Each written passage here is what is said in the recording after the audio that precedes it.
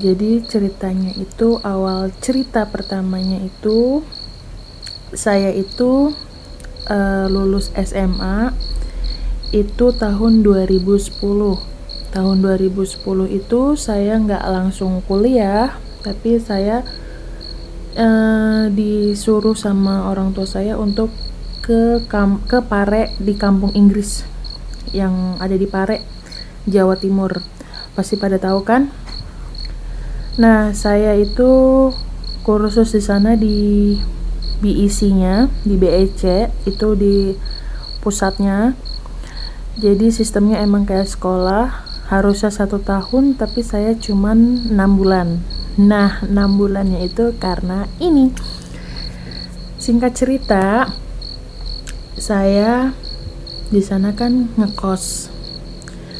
Dan akhirnya suatu hari saya dan teman-teman saya sepakat untuk jalan-jalan ke gunung di daerah sana dekat kampung Inggris, yaitu Gunung Kelut. Kita semua nyewa satu mobil bak terbuka gitu. Sekitaran ada 10 atau 12 anak ya, pokoknya, atau lebih gitu, saya lupa. Pokoknya rame, itu cewek cowok, nggak cowok semua, nggak cewek semua, cewek cowok. Nah, kita berangkat, nyampe di sana siang karena jaraknya lumayan lama ya. Habis itu kita udah nyampe di parkirannya Gunung Kelut, kita ketemu sama juru kuncinya. Di situ sama juru kunci kita dikasih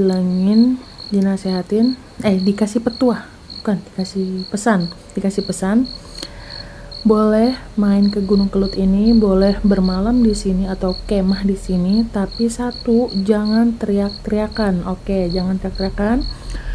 2, jangan main api atau nyalain api. Oke, kita semua udah catat tuh baik-baik. Akhirnya karena masih siang atau sore gitu, kita lanjut ke Gunung Kelut jalan kaki. Untuk ngeliat secara langsung anak Gunung Kelut, kita ngelewatin goa gitu. Jadi goanya gelap, bener-bener gelap. Kita jalan masuk ke dalam. Nah, di situ emang bener-bener udah ngerasanya nggak enak karena posisinya gelap banget ya. Terus pas udah selesai di ujungnya keluar, itu bagus banget, bener-bener kayak apa ya, kayak taman tapi pokoknya kayak taman deh, bagus banget, banyak tanaman pohon gitu. Terus ada tangga gitu, terus ada jalanan juga, terus nanti di ujungnya ada tangga yang bener-bener bisa sampai ke atas gitu, kayak puncaknya gitu. Tapi saya nggak naik, jadi saya cuma di tangga yang di bawah. Itu langsung ngelihat belakangnya itu anak Gunung Kelut itu. Wow, itu tuh ngeliat, ya ampun, deket banget jaraknya gitu, kayak bisa megang gitu. Terus singkat cerita, akhirnya udah sore, kita memutuskan untuk pulang. Nah, bukan pulang tapi berkemah di pinggir jalan Gunung Kelut gitu. Kita keluar nih dari parkiran, masih di jalanan Gunung Kelut itu. Kalau dari parkiran terus ada tebing. Nah, di bawah tebingnya itu ada kayak jalanan lapangan kosong gitu, tapi itu udah di aspal. Oke, akhirnya kita semua sepakat untuk bermalam di situ di mobil bak. Nah, kita itu bagi 2 kelompok. Jadi yang kelompok pertama untuk tidur dulu, nanti ganti-gantian gitu ya. Terus abis itu saya itu yang dapat bagian kelompok pertama. Akhirnya tidur duluan di mobil bak dan menatap langit yang bener-bener bagus banget, cantik banget, banyak banget bintang-bintangnya, cerah, langitnya tuh lagi bener-bener cerah. Terus tidur, tapi tidurnya itu nggak bisa tidur secara pulas, nggak bisa pulas karena saya itu ngedengar teriakan teman saya, salah satu teman saya. Ada salah satu teman kita itu yang agak lekong ya, panggil aja si lekong ya. Si lekong itu teriak-teriakan terus ya. Saya kebangun, Saya tanya, kenapa sih tuh ribut-ribut aja sih gitu. Tahu tuh, pokoknya yang lain juga udah marah-marah gitu ke si lekong itu. Katanya dia itu ngelihat mbak-mbak cewek di jembatan atau di gubuk. Jadi tempat kita bermalam itu di dekatnya itu ada jembatan kecil gitu, kayak brook gitu ya, kalau orang Jawa ngomongnya brook. Di situ juga ada gubuk dari kayu gitu, kecil. Nah, dia di situ katanya ngeliat mbak-mbak gitu, mbak-mbak baju putih. Ya udahlah, biarin aja gitu, halusinasi kali gitu kan. Ya udah, akhirnya saya lanjutkan tidur. Terus sekitar jam 11 malam atau jam 12 malam gitu, atau orang setengah 1 malam, gantian giliran kelompok 1 yang melek dan kelompok 2 yang tidur. Nah, ternyata pas saya lagi pada tidur, kelompok 1 lagi pada tidur, itu yang kelompok 2 itu lagi pada masak. Mereka juga awalnya bingung gimana nih mau masak atau enggak gitu, karena emang butuh air dan lapar gitu kan. Kita nggak bawa makanan-makanan instan. Walaupun makanan instan kita cuma bawa mie dan itu juga harus dimasak pakai air gitu ya. Ya udah, akhirnya mereka ternyata masak, nyalain api gitu, nyalain api secara alami, kira nyala apinya. Nah, pas giliran mereka tidur terus saya yang bangun, akhirnya saya disuruh motongin sayur-sayuran. Oke, saya motongin sayur-sayuran sambil duduk di bangku kecil, kan kita bawa bangku kecil gitu ya, sambil duduk di bangku kecil. Dan dari arah tebing yang kita inepin di situ, saya lihat ada sosok makhluk gede, super gede, dan gede banget, pokoknya gede banget. Itu jalan ke arah saya. Saya langsung astagfirullahaladzim, kaget, bener-bener kaget. Tapi saya nggak cerita ke teman saya apa yang saya lihat gitu. Saya benar-benar langsung kaget, Allah Akbar, itu apa gitu, gede banget gitu. Saya langsung istighfar, ayat kursi, dan alhamdulillah makhluk itu hilang. Ya, saya lihat lagi ke arah tebing, alhamdulillah makhluk itu hilang. Terus teman saya pun juga banyak kan ya, yang banyak bolak-balik untuk buang air kecil. Yang lagi tidur juga buang air kecil, kita semua pasti buang air kecil gitu ya. Nah, ada akhirnya singkat cerita pas paginya kita mau pulang, pas naik mobil bak, saya langsung muntah-muntah. Entah itu muntah-muntah, pokoknya muntah-muntah, bener-bener muntah. Muntahnya bukan nggak makanan, tapi air gitu. Pokoknya air, ya kayak ludah gitulah, pokoknya muntah. Dan teman-teman saya pun yang lagi berhenti sepanjang jalan pulang, kan masih naik turun gunung gitu ya jalanannya, masih naik turun gunung kan, berhenti mereka untuk foto-foto. Tapi saya tetap posisi masih muntah-muntah aja di situ, nggak kuat banget, badan lemes banget. Dan di situ kata teman saya, tangan saya itu sepanjang jalan mau pulang itu pun tangan saya ini loh, ke belakang gitu, kayak jadi kayak ngegendong sesuatu gitu. Nah, akhirnya mobil kita sampai di depan kos-kosan saya. Kita semua turun, dan setelah turun saya itu minta ke teman saya, kata teman saya saya tuh minta ke teman-teman saya tuh kopi hitam, benar-benar hitam. Dan saya minta pakai teko. Tahu kan ya, pasti teko minuman yang agak gede gitu loh, yang dari plastik gitu. Nah, saya minta kopi seteko itu. Dan pas udah dibikinin sama teman saya, benar-benar kopi hitam ya, pas udah dibikinin sama teman-teman saya itu, saya langsung habis dalam satu kayak glek gitu aja udah. Jadi nggak pakai napas, nggak pakai apa, langsung habis, bener-bener habis tuh satu teko kopi hitam, pure hitam gitu. Nah, terus pokoknya setelah kejadian itu saya jadi merasa aneh di kos-kosan itu. Saya kan saya waktu itu pernah mau mandi baru masuk kamar mandi, baru buka pintu kamar mandi, terus nutup pintu kamar mandi, baru di dalam kamar mandinya. Di kamar mandi kan biasanya ada jendela, bolongan jendela gitu kan ya. Nah, di situ saya ngelihat sosok tinggi, hitam, tapi mukanya benar-benar jelek banget. Itu melotot ke saya gitu, kayak ngelihat ke saya melotot gitu.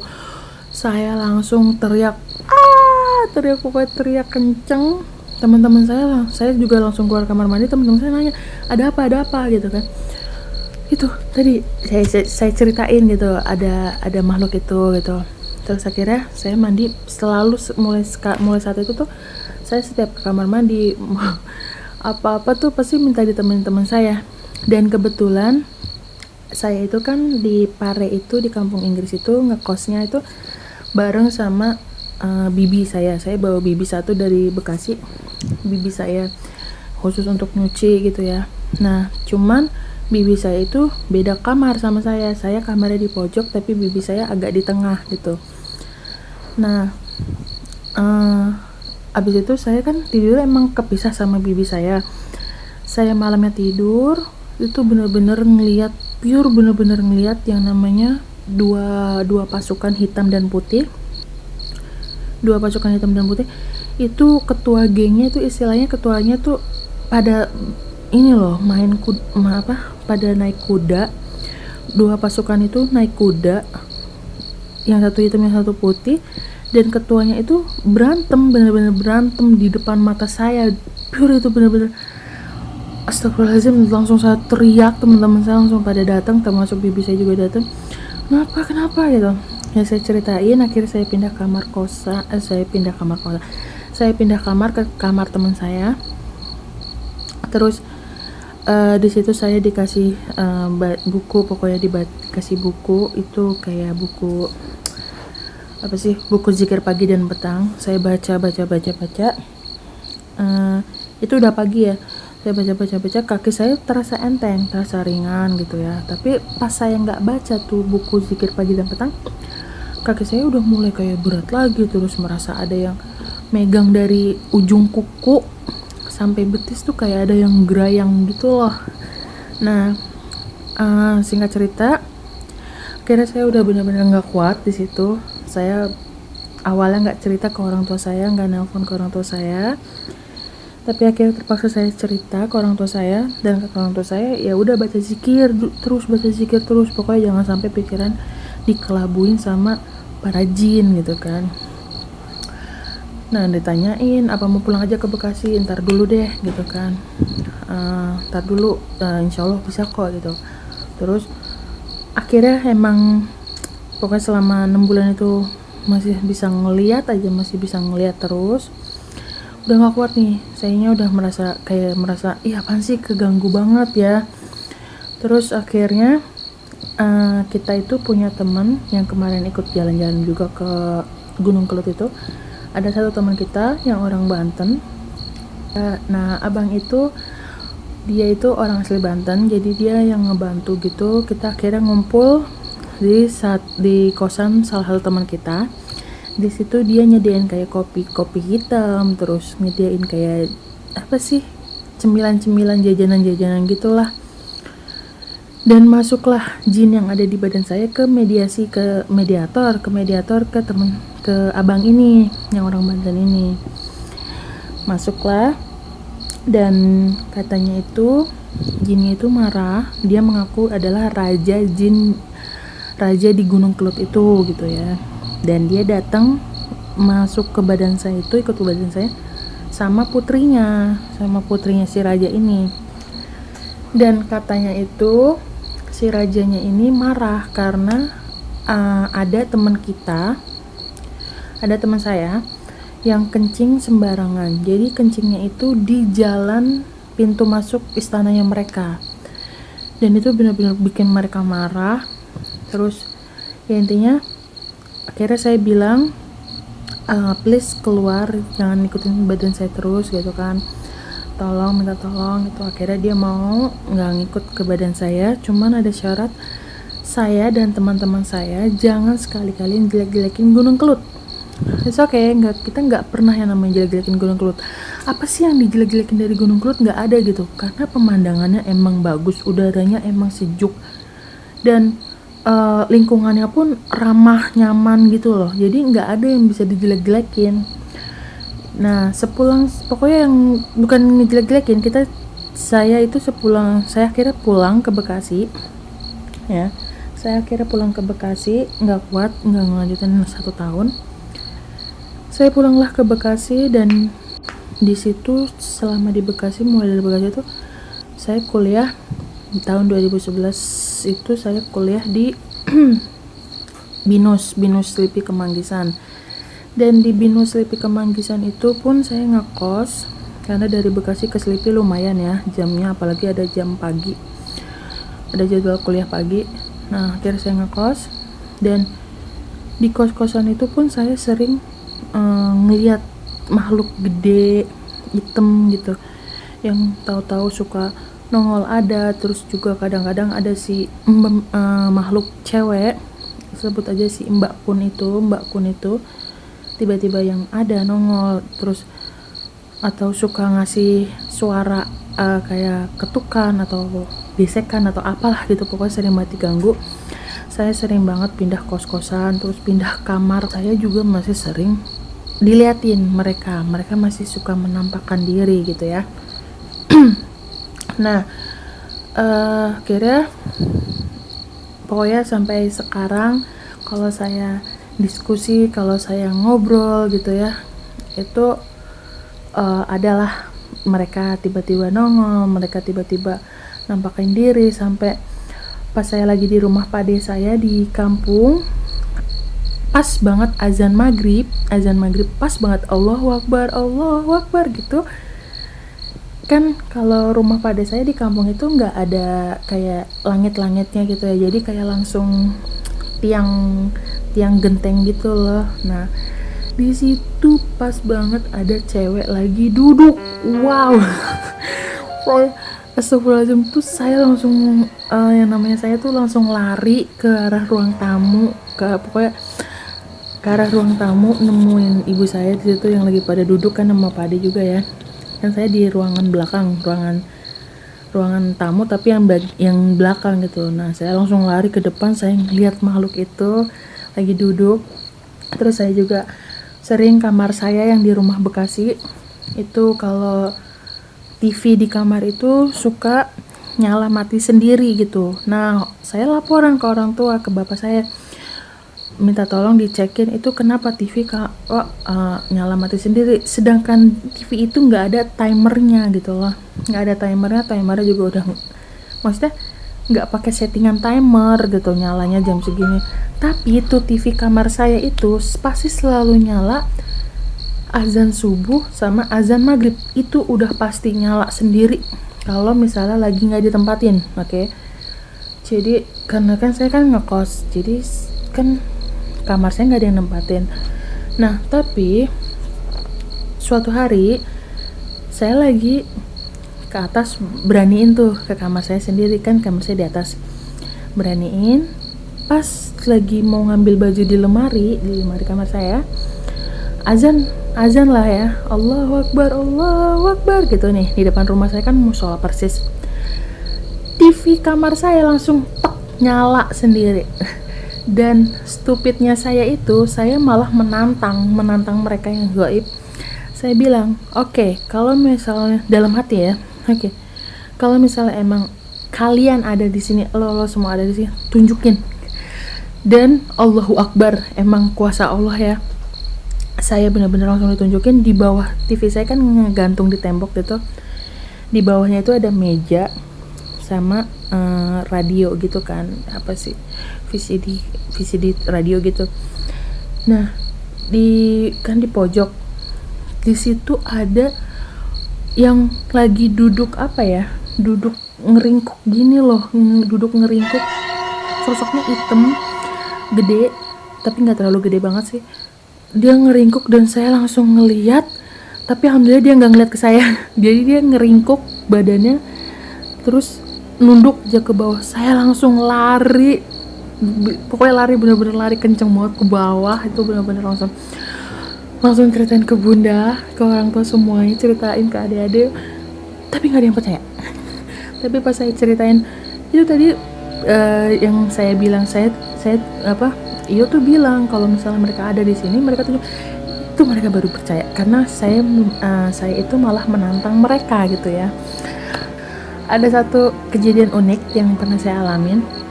Jadi saya pulang dari rumah teman saya di daerah Prima Harapan Regency, itu naik motor. Itu sekitar jam 8 malam saya pulang, dan ngelewatin lapangan bola perumahan itu kan. Lapangan bola sepi, gelap banget, bener-bener yang lewat cuma saya. Nah, di dekat lapangan bola itu ada jalanan gitu kan, masuk ke komplek yang lain, maksudnya masuk untuk ke blok yang lain. Di situ ada pohon gede, bener-bener gede, tinggi banget.